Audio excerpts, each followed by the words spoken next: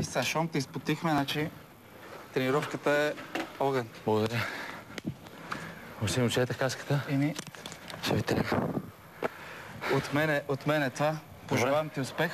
От колко метра скачаме или ще се види? Утре ще разбереш. Денят ще му протече в размисли от колко метра утре ще скокам. Защото този въпрос ми го зададе 4 пъти. Явно го притеснява. Добре, благодаря ти много за цялата инструкция. Мерси. Чао. Чао, стискам ти палци. И аз благодаря. Се стискам сам на себе си палци. Защото в противен случай... Супер мъжки се държа, мога да кажа, като един професионален спортист. Това ще вляза един душ. С вятър. Размърда ми се мозък много хубаво, много хубаво. Ороси се. Стискате палци. Хайде.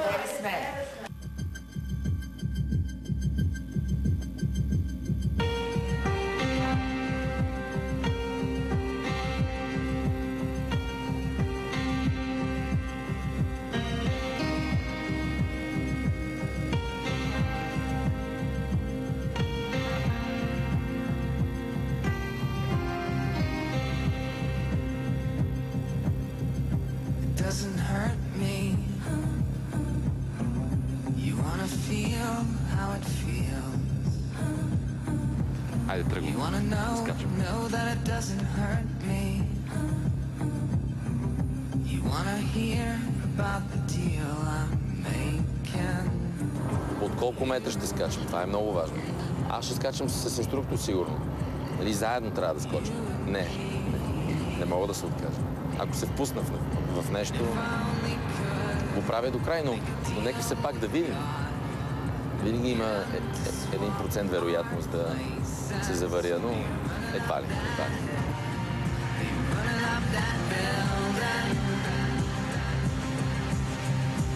If I only could.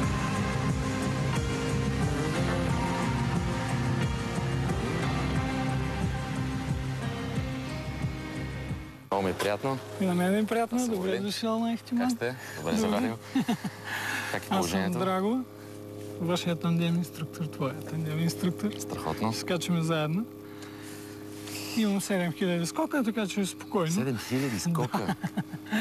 Така че спокойно. Мисля, че си в добри ръце. От колко метра скачаме? 3500. На 1500 отваряме. Падаме свободно около 40 секунди. От 3500 до 1500, това колко секунди са? 40-45. После ще се возим още 4-5 минути и сме на земята. Добре? Много ти благодаря. Space to rent in this town. You're out of luck. And the reason that you had to care, the traffic is stuck. Тоест, ние за колко време ще се издигнем с самолета до 3500? Значи за около 20 минути. 20 минути. Да. 17-18 до 20 минути сме се качили. А с каква скорост ще се движим при свободния полет? Около 240 км в час. 240. Да. Значи за мен са закачени на 4 точки. Те от двете големите катарами горе и двата колана в страни, които са затова на около 2500 метра в самолета. Ще накарам да се завъртиш, ще сядаш върху моите крака, за да мога да стегна коланите от страни, да те закача и горе, да те приготвя. Като стигнем на височината, пилота казва 2 минути. Слагаме очилата, след това се отваря вратата. Аз почвам да те избутвам навънка. От теб искам. Излезем ли навънка? Тоест, как излизаме навън? Ако да кажем сме така, как излизаме Така, навън? ти си седнал върху моите крака. Така, тук е вратата. Хванал си ръцете за тук на коланите, така трябва да ги хваниш. Останалото е моя задача. Аз ще изкарам С навън. гръб ли излизаме? Или с лице? Не, с лице към вратата. Така ли? Излизаме. От теб искам само краката да си насочиш към вратата. Ние после ще го тренираме това нещо на вратата, Добре. преди да излетиме, така че ще ме разбереш по-добре. Okay. Като излеземе на вратата, от теб какво искам? Ръцете стоят тук, хванал си коланите. Главата така сме вързани един за друг, само че сме клекнали. Главата, главата хубаво назад. Раз, два, на три скачаме. В момента, който се отделиме от самолета, Моите крака са отворени като перки, твоите да бъдат между моите. Трябва да се огънат Тоест, като моите банан. трябва да се събрани така. Да, като банан. Таза напред, ние му казваме чупка. Как е, готов ли си? Да, ето виж. Веднага да Хайде да ги вървим. Айде.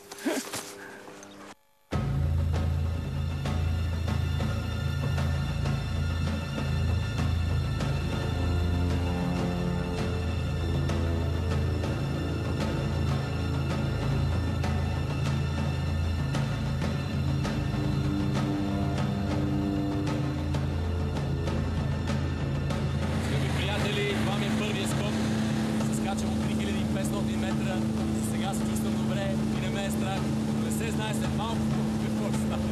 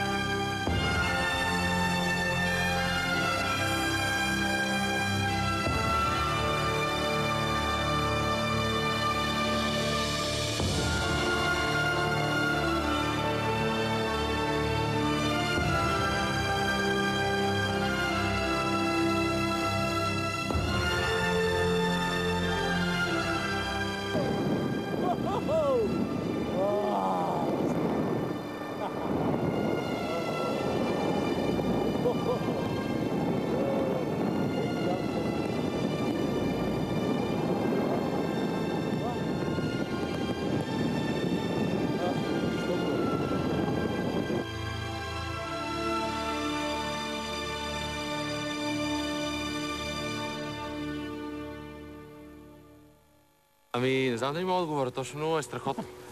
То е страшно. Ти направо се засилваш. И той ми каза, свали си очилата сега. И аз си ги свалих. И наистина ти се движиш бавно и си птица. Виж как цветенците, както си тя в къщата и леко си тръгнал да полудяваш, може би, вие ще кажете. И са важни цветята. Си мисля, че ще трябва да го повторя и да кажа на всички приятели, които искат да скочат, да го направят уникално. И няма страх. Това е най-важното, че няма страх. Може би се усетих жив. Не, че съм мъртъв, но още по-жив. Странно.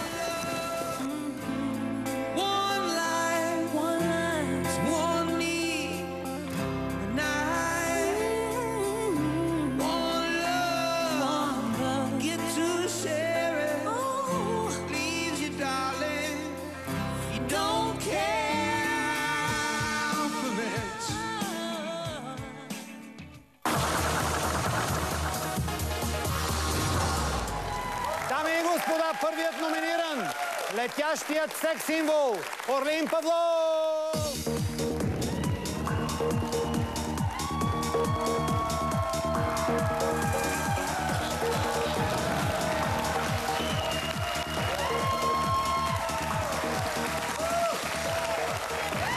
Жив, здрав и напред.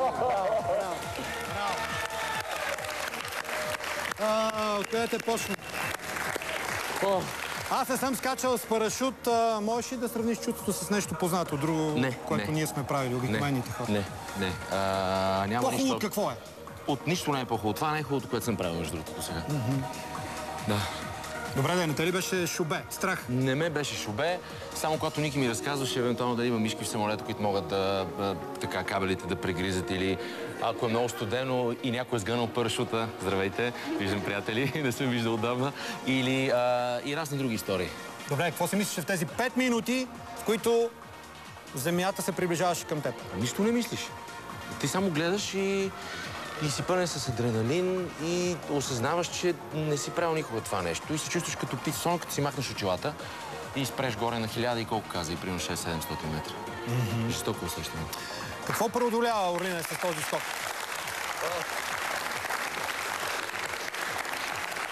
Не знам, може би себе си не съм имал кой знае какъв страх, но имах желанието да го направя и винаги съм си мислил, че това е вид освобождаване от реалността. И мисля, че успях да го направя. Добре, искаме палци да останеш в къщата. Тази вечер имаме извънредно предаване във връзка с конфликта, който се разгаря между Ники Мартинов и Бони на етническа основа. Ти си вътре в къщата. Какво е мнението ти? Така ли е излязло вече? В смисъл, че е на етническа основа? Ами, аз не мисля, че е на етническа основа. По-скоро има нещо лично между тях, което, доколкото разбрах от Ники, се случи преди